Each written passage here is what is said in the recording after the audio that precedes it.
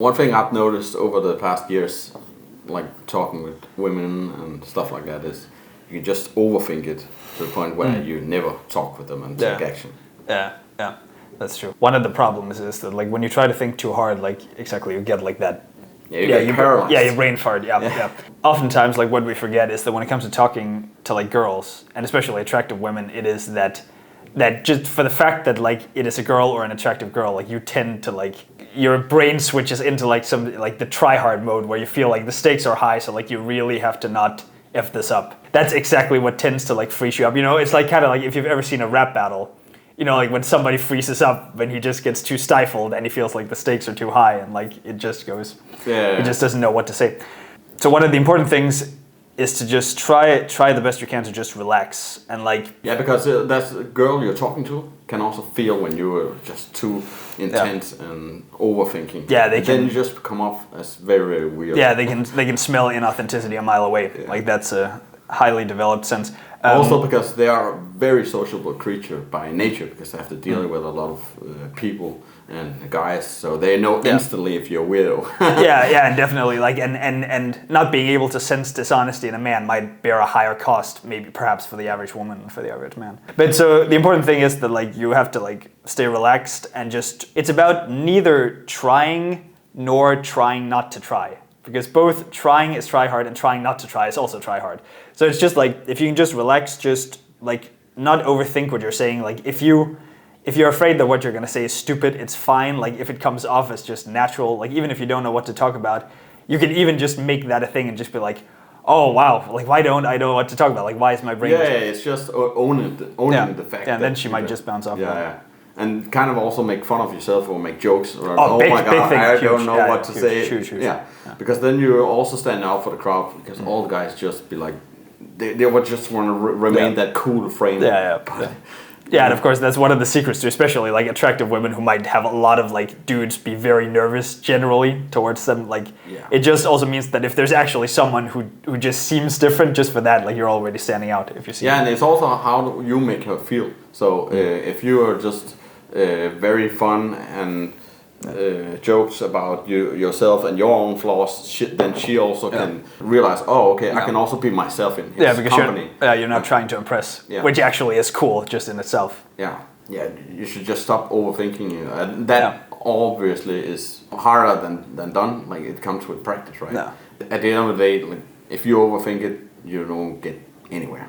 No, yeah, that's true. One thing I also noticed is that girls and women really don't care if you don't care. So, for example, if you're insecure about one of your flaws, then it just comes off very, very strange. Yeah. But if you just own it and just joke around it and show her that you really don't care, you're not insecure about your own flaws, then she can open up about her flaws. Yeah, it's just like over time, like if you don't mind it, like over time, like they just start like it's almost like you don't see it anymore. Like it's like they don't notice it and you don't notice it. Yeah, and they are used to the opposite. That they only meet guys who try to remain cool and don't step out of their comfort zone and make fun of themselves about their own flaws. Yeah. Great thing to bear in mind if you're like, if you're in the dating environment, if you're dating people, like just bear in mind, like no matter who it is you're on a date with, like the more you just relax and take it easy, like the easier it becomes to just convey authenticity, which is like the most valuable thing for anyone, like because that's and that's by virtue of the fact that the opposite is the worst thing in the world. Like if you convey inauthenticity, like if you convey that there's something sort of inauthentic, something dishonest about, like that's just poison. That's just poison. Like, and it also tells the woman if you too much in your head and overthink things that you are not used to be around people, not just girls, but you're not used to be in a social context, and women can sense this very, very fast. So that's why you need to be social just in general and talk with people, make fun with people. Don't take it so personal if people make jokes back with you, because at the end of the day, it's just some experience you need to get. Yeah, good thing is if people try to like make fun of you, you can do like that. What is the classic thing? Like you can either like exaggerate in the same direction or exaggerate in the opposite direction, and either way you just look cool because you don't care. So it's basically like staying non-reactive to jokes and also show her that you're different. That that you're not the average guy, because I think girls and women are sick and tired of the average guy who give them all this attention and all this validation, basically for free. Yeah. A funny thing is, like, a fun fact. Okay, if we want to really get to the juicy stuff, like especially what I've noticed with, and I'm sure other have noticed it as well. It, like, with, in particular, when it comes to like really like scary attractive women, like, they're actually oftentimes like the friendliest ones and like the most easygoing, because they're the one like they're the ones that like people, like the dudes, are like the most afraid to talk to. So it might be that they're actually the ones who get approached the least if we're just talking like just cold talking to like women you haven't met. So, and you might be surprised because, you know, they might they might seem like they're not friendly, or you might be afraid that they're just, oh, they get talked to all the time probably because she's so hot, so like she probably just finds you irritating. But oftentimes it might actually just be like, oh wow, I'm not used to that. Like, I've literally had that, like, a really attractive woman who was like, it's really cool that you would like go up and talk to me because I'm not used to that. Yeah. And also it's really just the energy you put behind it. So if you walk up to a girl very nervous, she can feel it, then you're done. But if you just go up and be very relaxed and funny, then that energy transfer over to the conversation. And actually, even if you are nervous, like, even that's not necessarily doom. If you just assume it, if you just put it out there, like, you know, I'm sorry that I seem like weird and nervous, but that's because like you're just so like super. So if you're addressing you seem super pretty. Yeah, if like you're addressing the problem or the flaw of then just for that, like, you're that adds something positive. But if you're trying to act cool and she can see you're nervous as fuck, then you then it just comes out. Yeah, don't try and be James Bond. Like, that's the classic. Don't be James Bond. Like the funny thing, like, one of the deepest secrets about like dating or being attractive to the opposite sex, like one of the biggest lies you've been told is that like it's like the James Bond guy who's actually like the cool one.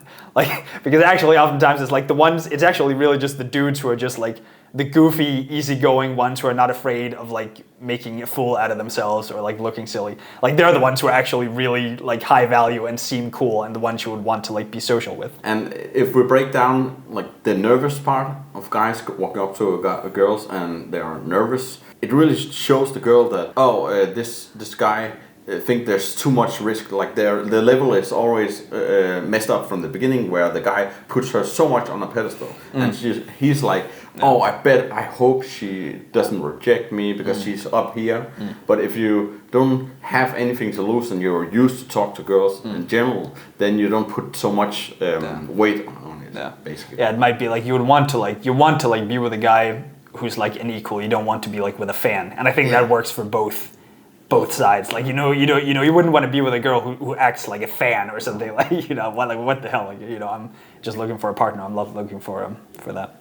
So what is also important when you talk to girls is just realize that rejections is not about you.